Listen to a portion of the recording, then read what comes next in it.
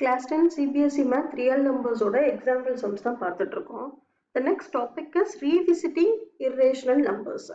So irrational numbers நம்ம போறதுக்கு முன்னாடி நம்ம வந்து rational numbers-னா என்ன, irrational numbers-னா என்னன்றத ஒரு சின்ன recap நம்ம பார்க்கலாம். ஏற்கனவே நீங்க வந்து lower classes 7th இருந்தே உங்களுக்கு ஸ்டார்ட் ஆயிருக்கும் rational numbers-னா என்ன அப்படின்றது. So இது ஒரு சின்ன recap. So rational numbers அப்படிங்கும்போது என்ன, it's expressible as fractions, that is p by q of two integers, that is p is an integer, q is an integer, which is q is not equal to 0 வா இருக்கணும். ஏன்னா divided by 0 valid கிடையாது, not defined. அதனாலதான் q is not equal, that is denominator not equal to 0 வா இருக்கும். அப்ப rational numbers அப்படின்னா என்னென்ன numbers வரும், 1 by 2, 1 by 5, 3 by 4 இந்த மாதிரி நம்பர்ஸா இருக்கிறதா வந்துட்டு அது நியூமரேட்டர் டினாமினேட்டர் ஃபிராக்ஷன்ஸ் போல இருக்கிறது. ஸோ அதெல்லாமே நமக்கு வந்து ரேஷனல் நம்பர்ஸ். அப்போ இர்ரேஷனல் நம்பர்ஸ்னா என்ன, ரேஷனல் நம்பர்ஸோட அப்படியே opposite, that is cannot be expressed as fractions. அப்போ cannot be expressed as fractions அப்படிங்கும் போது அப்போ the main difference between the rational and irrational numbers என்ன வரும். ஸோ ரேஷனல் நம்பர்ஸ் அப்படின்னும் போது it's finite and recurring decimals அப்படின்னு சொல்றோம். ஃபைனைட் அப்படின்னா டெர்மினேட் ஆகும். இப்போ டிவைட் பண்றோம் அப்படின்னும் போது எனக்கு வந்து ரிமைண்டர் வரும், தட் இஸ் டெர்மினேட் ஆகும். ரெக்கரிங் டெசிமல்ஸ் அப்படின்னும் போது ரிப்பீட்டட் நம்பர்ஸ், அதான் வந்து recurring decimals.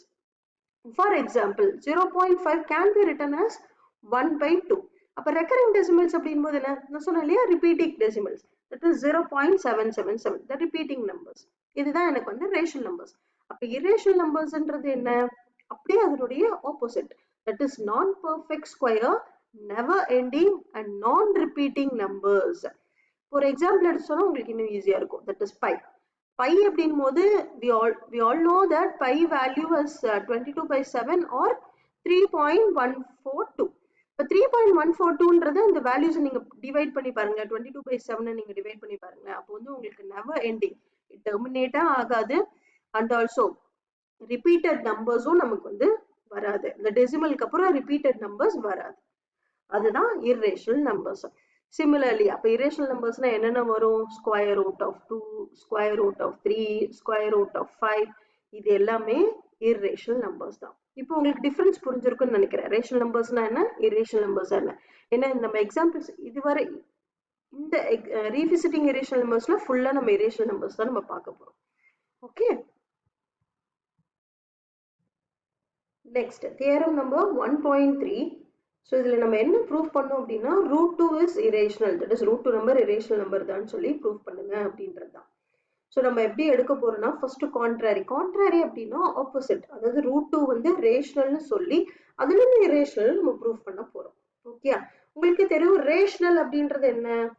So p by q தான் என்னோட rational. So √2 is equal to p by q, where p and q are two integers and co-prime சொல்லியிருக்காங்க. Co-prime என்ன, see pairs of integers, the pairs of integers வந்துட்டு எந்த ஒரு common ஃபேக்டர்ஸும் இருக்கக்கூடாது other than 1. Okay, for example 4,9 வந்து 4,9 எனக்கு வந்து coprime. ஏன்னா 4 வந்து பார்த்தீங்கன்னா இதோட ப்ரைம் ஃபேக்டர்ஸ் 2x2 வரும். ஸோ 9 அப்படின்னும் போது 3x3. ஸோ இது ரெண்டுக்கும் பார்த்தீங்கன்னா 1 மட்டும்தான் உங்களுக்கு வந்து காமன் ஃபேக்டர்ஸாக இருக்கும். இது எல்லாமே காமன் ஃபேக்டர்ஸாக இருக்கு, ஏன்னா இதுல 2 ஆயிருது, இதுல வந்து 3 ஆயிருது. அது போல தான். So p and q are two integers and also co-prime, where q is not equal to 0 as usual. இப்போ இந்த q வந்து இங்க டிவிஷன்ல இருக்கு, இதை நான் டிரான்ஸ்போஸ் பண்றேன் லெஃப்ட் ஹேண்ட் சைடு அப்படின்னும் போது இங்க டிவிஷன்ல இருக்கிறது இங்க ப்ராடக்ட்ல போயிடும். So √2 q is equal to p. இப்போ உங்களுக்கே தெரியும் ரூட், அந்த ரூட்டை நான் தூக்கணும் அப்படின்னாவே நான் என்ன பண்ணணும், square on both sides, same procedure. இப்போ ஸ்கொயர் ஆன் போத் சைட்ஸ் நான் பண்ணும்போது √2q the whole square is equal to p squared. வேற √2 அப்படின்னும் போது என்ன, √2 நான் ஸ்கொயர் பண்ணும்போது என்ன ஆகும், √2 into √2 is 2. இந்த நம்ம லோவர் கிளாஸஸ்ல நம்ம படிச்சிருப்போம். So 2q squared is equal to p squared, that is 2q squared is equal to p squared எனக்கு கிடைக்கும். இந்த 2 நான் என்ன பண்றேன், டிரான்ஸ்போஸ் பண்றேன். இப்போ டிரான்ஸ்போஸ் பண்ணும்போது எனக்கு என்ன கிடைக்கும், q squared is equal to p square. ஏன்னா இங்க 2 வந்து ப்ராடக்ட்ல இருக்கு, ரைட் ஹேண்ட் சைட் போகும்போது டிவிஷன்ல போயிடும். So p square by 2. இப்போ நான் சொல்லாமா 2 divides p square, 2 also divides p. Okay, இது வச்சுக்கலாம். இப்போ வந்து நான் p க்கு சொல்லிட்டேன், அடுத்து வந்து நான் q க்கு சொல்ல போறேன். ஆனா q க்கு சொல்ல போறேன் அப்படின்னும் போது நான் ஒரு கான்ஸ்டன்ட் எடுக்கிறேன், that is 2c is equal to p, that is c is some constant. Okay, அடுத்தது square on both sides. Square on both sides பண்ணும்போது எனக்கு என்ன கிடைக்கும்? That is 2c the whole square is equal to p squared. 2c the whole square is nothing but 4c squared is equal to p squared. p squared எனக்கு already கிடைச்சிருக்கு 2q squared. அந்த 2q squared தான் நான் p squaredக்காக p squared பதிலா நான் போட போறேன். So 2q squared is equal to இந்த 4c square. Okay. இப்போ 4/2 எனக்கு ஆயிடுச்சுன்னா இந்த 2 வந்து ரைட் ஹேண்ட் சைடு போகும்போது 4 divided by 2 ஆயிரும். 2 கேன்சல் ஆயிட்டு எனக்கு 2c square. So qc squared is equal to 2c squared எனக்கு கிடைச்சிரும். திரும்ப இந்த 2 நான் என்ன பண்ண போறேன்? இங்க டிவைட்ல கொண்டு போறேன். ரைட் ஹேண்ட் சைடு சரி லெஃப்ட் ஹேண்ட் சைடு கொண்டு போயிட்டு that is transpose பண்ணி left hand sideல கொண்டு போனேன்னா எனக்கு டிவைட்ல போயிடும். So q squared by 2 is equal to c squared. இப்போ பாருங்க q க்கு கிடைச்சிருச்சா? That is 2 divides q squared, 2 also divides q. இப்போ எனக்கு 2ன்ற ஒரு காமன் ஃபேக்டர் எனக்கு வந்து கிடைச்சிருக்கு. எதுக்கு? for p and q. இப்போதான் நமக்கு ஸ்டேட்மெண்ட்டே வரப்போகுது. இதே மாதிரி ஸ்டேட்மெண்ட் ஃபாலோ பண்ணுங்க. So this means 2 divides both p and q. So therefore p and q have a common factor 2. ஆமா இல்லையா? 2ன்னு ஒரு காமன் ஃபேக்டர் இருக்கு. But this contradicts the fact that p and q are co-prime. ஏன்னா co-prime அப்படின்னும் போது என்ன? எந்த ஒரு காமன் ஃபேக்டரும் இருக்கக்கூடாது other than 1. But we have a common factor 2. இப்போ this contradiction அப்படின்னா அங்க ஒரு கான்ட்ரடிக்ஷன் நடக்குதா? The fact that p and q are co-prime. Okay. இந்த contradiction எப்படி வருது? So this contradiction has arisen because of our incorrect assumption. Okay. ஏன்னா root 2ன்றது நம்ம ரேஷனல்னு நம்ம இன்கரெக்டா அசியூம் பண்ணிருக்கோம். So we conclude that root 2 is irrational. Okay. See, இதே concept தான் உங்களுக்கு வந்து root 3, root 5 ரூட்ல கேட்குற சம்ஸ் எல்லாமே இதே கான்செப்ட்ல தான் வரும். நீங்க இதே நீங்க ஃபாலோ பண்ணீங்கன்னா போதும்.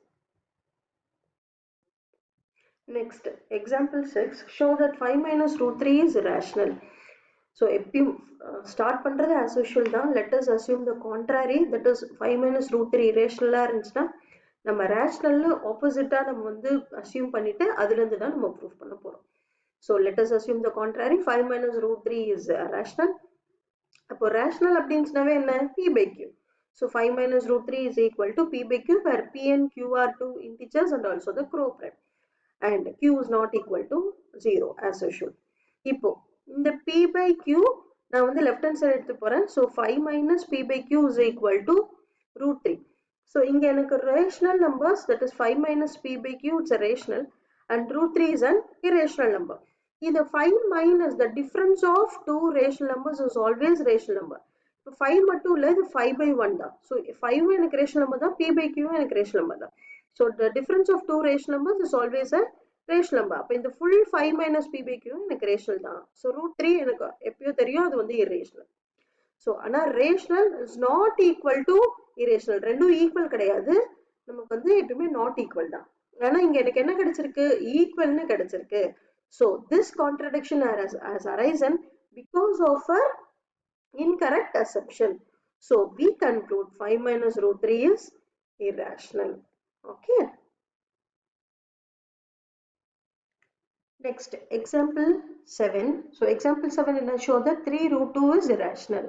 So நம்ம ஸ்டார்ட் பண்ணும்போது எப்படி ஸ்டார்ட் பண்ணுவோம்? இது ஆப்போசிட்டா வச்சு தான் நம்ம ஸ்டார்ட் பண்ண போறோம். So let us assume the contrary, that is 3 root 2 is rational வச்சு தான் ஸ்டார்ட் பண்ண போறோம். So rational number அப்படினாவே என்ன? p by q.